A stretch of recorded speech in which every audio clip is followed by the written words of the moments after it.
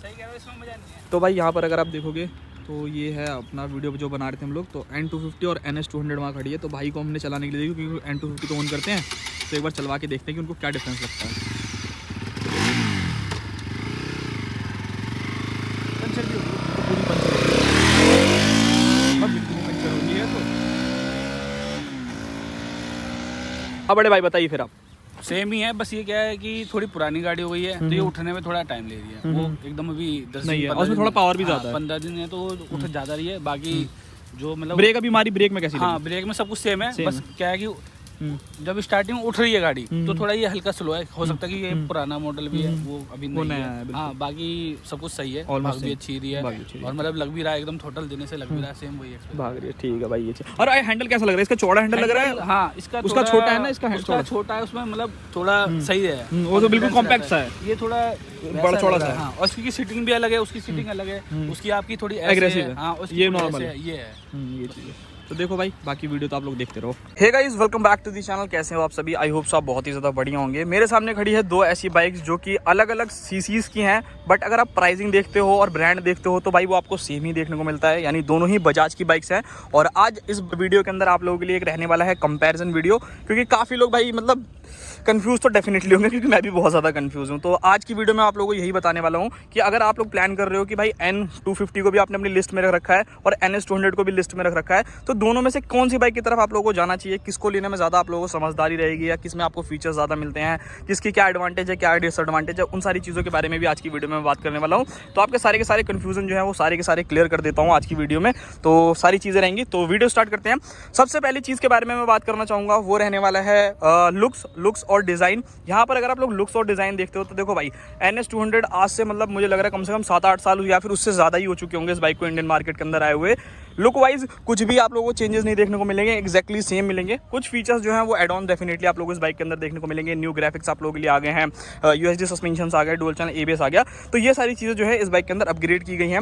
वहीं अगर मैं बात करूँ N250 के बारे में तो डेफिनेटली ये बाइक आप लोगों के लिए कहीं ना कहीं एक फ्रेश डिज़ाइन, जिसे हम लोग बोलते हैं ना कि कुछ नया इंडियन मार्केट के अंदर आया है, तो वो चीज़ें जो है इस बाइक के अंदर आपको मिलती हैं। नया पूरा का पूरा डिज़ाइन है, नए फीचर्स डाले गए हैं बाइक के अंदर, और आप लोगों को और भी बहुत सारी चीज़ें हैं। इंजन भी देखोगे तो आप लोगों को बिल्कुल नया मिलता है। वैसे तो ये 250cc का इंजन है, वो 200cc का इंजन है, तो वो सारी चीज़ें हैं, तो उस चीज़ पे आऊँगा। तो लुक्स और डिज़ाइन के लिए मैं ये कहना चाहूँगा, NS200 को देखो अपडेट ना देने का रीज़न मे भी शायद ऐसा भी हो सकता है, बिकॉज इस बाइक का जो लुक है ना वो डेफिनेटली काफ़ी लोगों को आज भी पसंद है कि नहीं भाई RS और NS का जो लुक आता है ना वो बहुत ज़्यादा ज़बरदस्त है और हमें नहीं चाहिए इसका लुक में कोई भी चेंजेस। तो उस कंडीशन में भाई आप डेफिनेटली NS की तरफ चले जाओ लुक के मामले में कि नहीं भाई मुझे तो ओल्ड वाली NS जो है वो ज़्यादा पसंद आती है, तो मैं उसकी तरफ जाऊँगा।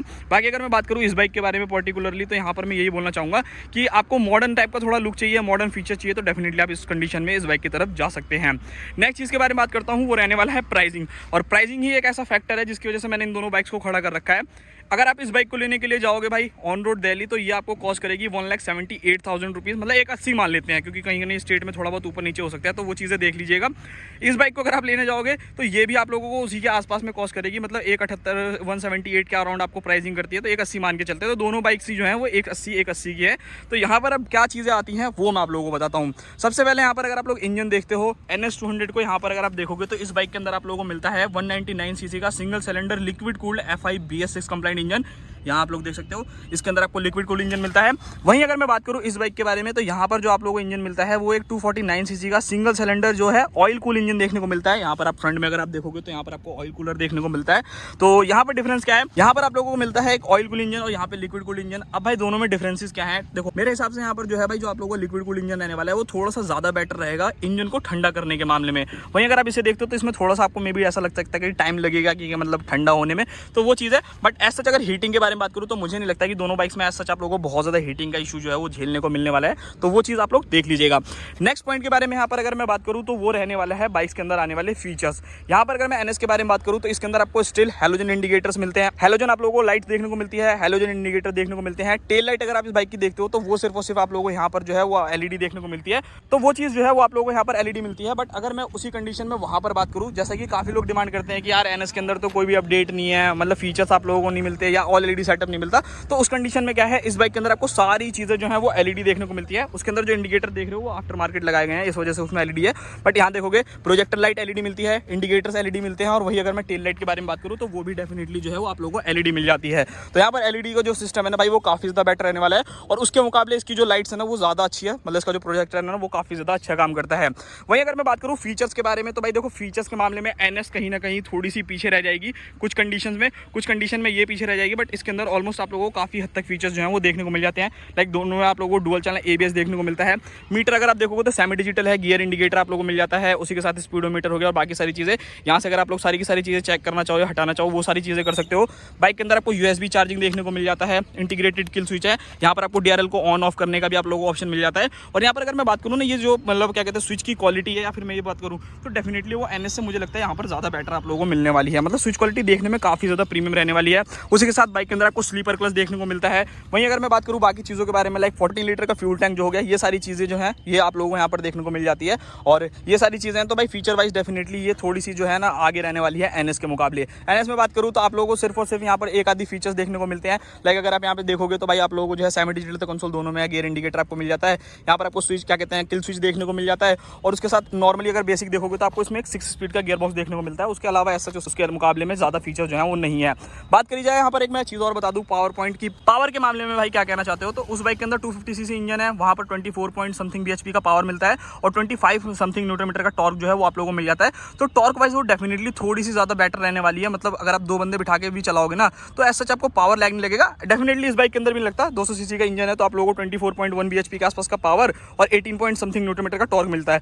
तो टॉर्क के मामले में जो है वो थोड़ी सी ज़्यादा बेटर रहने वाली है। तो वो चीज़ें हैं। बाकी यहाँ अगर मैं टायर कंपैरिजन में बताऊँ तो देखो भाई इस बाइक के अंदर टायर अगर आप देखोगे तो आप लोगों को 100 सेक्शन का टायर फ्रंट में मिलता है, और 130 सेक्शन का आप लोगों को रियर में टायर मिलता है। और एक्जैक्टली सेम यहाँ पे भी अगर आप टायर देखोगे तो आप लोगों को यहाँ पर 100 सेक्शन का और 130 सेक्शन का टायर देखने को मिलता है। तो चलाने वाइज अगर मैं बात करूँ ना तो देखो भाई डेफिनेटली जो नई वाली एनएस जो टायर इसके अंदर आते हैं मुझे बिल्कुल भी कॉन्फिडेंस नहीं आता, और ना इसके टायर में, क्योंकि वो वॉबलिंग मारती है। तो वो कहीं ना कहीं कंडीशन है कि भाई आप लोग जब लोगे उसको खत्म करने के बाद आपको अपग्रेड कराना ही पड़ेगा टायर, तो वो चीज़ आप लोग देख लेना। बाकी टायर वाइज बिल्कुल सेम है। ब्रेकिंग सिस्टम के बारे में बात करूँ तो यहाँ पर अगर आप देखोगे तो आप लोगों को देखने को मिलता है 300 mm की फ्रंट डिस्क, और रियर में अगर मैं जाऊँ तो 240 mm की आप लोगों को डिस्क ब्रेक देखने को मिलती है। और सेम एक्जैक्टली ब्रेकिंग के मामले में दोनों बाइक बिल्कुल ही एकदम सेम है, ऑलमोस्ट कहीं पे भी डिफरेंस नहीं है। इसमें भी 300 mm की फ्रंट डिस्क मिलती है और 240 mm की आप लोगों को रियर के अंदर देखने को मिल जाती है। तो एज सच आप लोगों को डिफरेंसेस जो है वो डेफिनेटली देखने को नहीं मिलने वाले ब्रेकिंग वाइज। बात करिए सस्पेंशन के बारे में तो डेफिनेटली यहाँ पर एक पॉइंट जो है वो एनएस जीत जाती है। ये है अपडेटेड एनएस, तो इसके अंदर आप लोगों को जो है यूएसडी सस्पेंशन फ्रंट के अंदर देखने को मिलता है। रियर में अगर आप जाओगे तो मोनोशॉक एब्जॉर्बर्स देखने को मिलते हैं, और वहाँ पर अगर आप जाओगे तो वहाँ पर अभी आप लोगों को टेलीस्कोपिक सस्पेंशन देखने को मिलने वाले हैं। तो यहाँ पर यह है कि यहाँ पर आप लोगों को मोनोशॉक एब्जॉर्बर्स रियर में मिल जाते हैं। तो यही कहना चाहूँगा कि देखो भाई सस्पेंशन वाइज थोड़ा सा एक मतलब स्टेबिलिटी के मामले में अगर आप देखोगे या थोड़ा बहुत झटके के मामले में देखोगे तो थोड़ी सी एनएस जो है ज़्यादा बेटर रहेगी उसके मुकाबले। अब यही बात करूँ तो भाई आपको मालूम होगा कि 250 जो है वो अपडेटेड वाली भी बहुत जल्द आने वाली है, तो उसके अंदर भी यूएसडी आ जाएगा। तो फिर वो भी एक फैक्टर जो है वो खत्म हो जाने वाला है बाइक के अंदर। बात करी जाए यहाँ पर ओवरऑल बाकी चीज़ों के बारे में, लाइक अगर मैं यहाँ पर बात करना चाहूँ टैंक के बारे में, तो इस बाइक के अंदर आपको 14 लीटर का फ्यूल टैंक देखने को मिलता है। इसके अंदर आप लोगों को 12 लीटर का फ्यूल टैंक देखने को मिलता है, तो 2 लीटर ज़्यादा इसके अंदर तेल आ जाएगा, तो थोड़ा सा जो है आप लोग ज़्यादा चल सकते हो। बट माइलेज के बारे में बात करूँ तो ऑलमोस्ट दोनों का मतलब सिमिलर है, 30 से 35 के आसपास में। अगर आप हाई एंड चलाते हो तो 30 दे देगी आप लोगों को दोनों ही बाइक्स। अगर आप नॉर्मल चलाते हो हाईवे पे चलते हो तो 35 के आसपास का एवरेज जो है वो दोनों बाइक से आप लोग मान सकते हो, आराम से जो है वो ईजिली आप लोगों को मिल जाएगा। वहीं अगर बात करूँ सीट कंफर्ट के बारे में तो डेफिनेटली भाई सीट कंफर्ट के मामले में मुझको लगता है कि जो आप लोगों की ये रहने वाली है ना, इसकी तो ये वाली सीट बहुत कंफर्टेबल मैंने चला रखी है। ये वाली सीट भी आप लोगों को ऑलमोस्ट काफ़ी हद तक अच्छी मिलती है। लाइक अगर आपको मदर को ले जाना है, किसी को भी ले जाना है, तो उन लोगों को कोई भी दिक्कत नहीं होगी। इस पर भी अगर बात करूँ तो इसकी ये वाली सीट तो एक नंबर है, ये भी कंफर्टेबल है, बट थोड़ा सा कंफर्ट लेवल जो है ना मतलब 19-20 का जो फर्क आप लोगों को देखने को मिलेगा वो इसके अंदर आपको थोड़ा सा ज़्यादा बेटर जो है वो देखने को डेफिनेटली मिलने वाला है। तो ये चीज़ें हैं।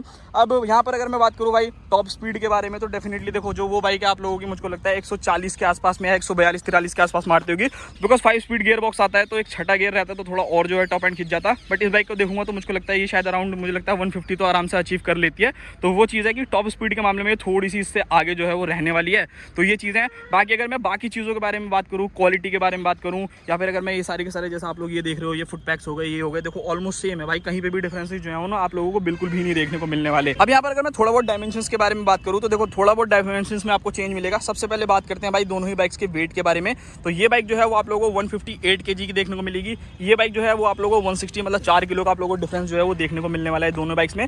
रियल लाइफ में बात करूँ तो ऐसा बहुत ज़्यादा डिफरेंसेस नहीं लगेगा दोनों बाइक्स को। मतलब जब आप नॉर्मली पैर से पीछे खींचोगे तो भारी लगेगी हल्की हल्की, बट जब आप लोग नॉर्मली रोड रोड पे चलोगे तो आप लोगों को दोनों ही बाइक्स में ऐसा मुझे नहीं लगता कि कोई भी डिफरेंसेस जो है वो आने वाले हैं। हाँ, ग्राउंड क्लियरेंस का जरूर यहाँ कहना चाहूंगा, एनएस जो है वो डेफिनेटली भाई ब्रेकर्स पे बहुत ज्यादा हद तक मतलब काफी बार लग जाती है। नॉर्मल छोटे भी ब्रेकर्स रहेंगे ना तो लगने के चांसेस रहते हैं। यहाँ पर जो ग्राउंड क्लियरेंस मिलती है वो 165 mm की मिलती है, तो 3 mm जो है इससे ज्यादा है, इसकी 168 आती है, तो थोड़े से इसके चांसेस जो है वो कम है और इसके जो है थोड़े बहुत आप लोगों को ज्यादा जो है वो देखने को मिलेंगे।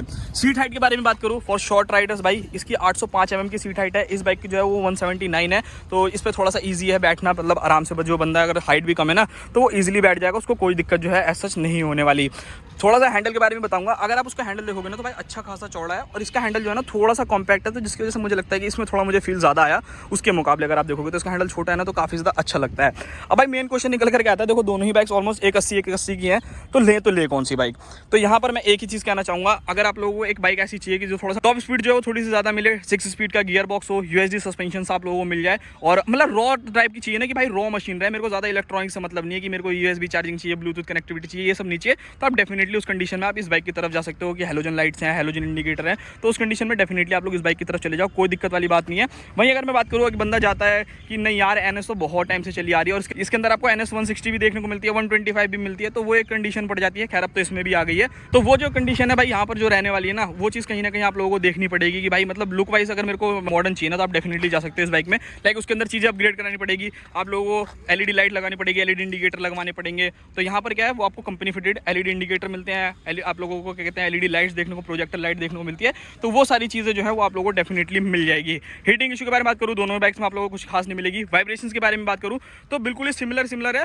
पुराने ज़माने के मुकाबले अगर मैं बात करूँ तो काफ़ी हद तक भाई इंजन जो है वो आप लोगों को वाइब्रेशन फ्री देखने को मिलता है। ये भी इंजन काफ़ी वाइब्रेशन फ्री है और वो भी काफ़ी हद तक जो वाइब्रेशन फ्री रहने वाले हैं, तो ये चीज़ें हैं। तो भाई मॉडर्न अगर आप लोगों को चाहिए तो आप डेफिनेटली इसकी तरफ चले जाओ, क्योंकि इसके अंदर थोड़े फीचर्स, हाँ थोड़ा कॉम्प्रोमाइज़ करना पड़ेगा, थोड़ी चीज़ें उसमें कॉम्प्रोमाइज़ करनी पड़ेगी। उसमें मोस्टली बोलूँ तो मैं फीचर्स का आपको कॉम्प्रोमाइज़ करना पड़ेगा, इसके अंदर थोड़ा आप लोगों को 5 स्पीड का गियर बॉक्स जो है वो कॉम्प्रोमाइज़ करना पड़ेगा, तो ये सारी चीज़ें हैं। बाकी ओवरऑल दोनों ही बाइक्स अच्छी हैं। बाकी अगर आपको इनका राइड रिव्यू कंपैरिजन चाहिए ना तो आप मुझे कमेंट करके बोल सकते हो, मैं आप लोगों के लिए दोनों ही वीडियोस जो है वो डेफिनेटली बना दूंगा कि रियल लाइफ में कितना डिफरेंस आता है। बिकॉज जब बाइक यहाँ खड़ी रहती है एक स्पेक अलग बोलता है, बट जब रियल लाइफ में चलाते हैं तो बहुत सारे डिफरेंसेस जो हैं वो आ जाते हैं।